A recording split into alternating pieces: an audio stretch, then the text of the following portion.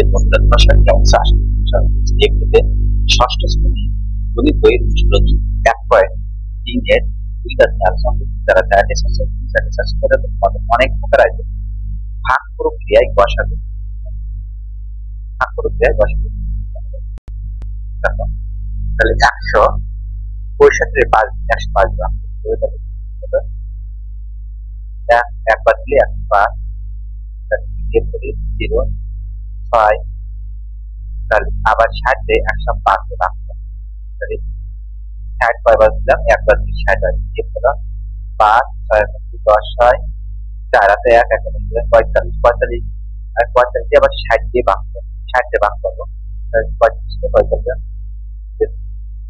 45 দিয়ে দিতে হয়।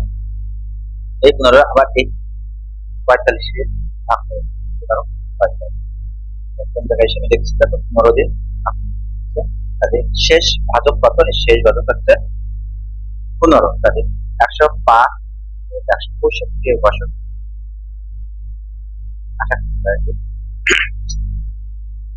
তারপর দেখো 385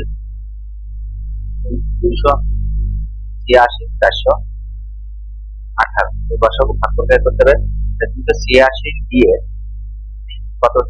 385 দিয়ে ভাগ করতে 1 দিলাম 1 দিয়ে একবার দিয়ে দিলাম 6 পদ্ধতি 15 5 9 হাতে 1 8 1 9 9 পদ্ধতি 18 আর 9 হাতে 1 দিয়ে দিলাম।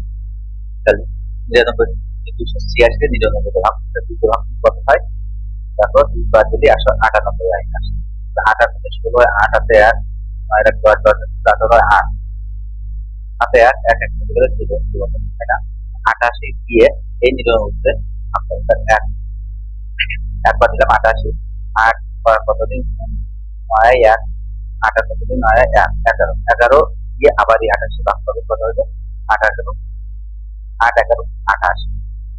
তাহলে এই 11 দিয়ে আবার 418 দিয়ে ভাগ করব, তাহলে কি আসে? দেখো 3 11 33 যোগ 3 আর কত হবে? 11 হয় 8 হাতে 1 হাতে 1 মিলে দিব আর এই 8 কেটে দিলাম, কত হবে? 8 11 28।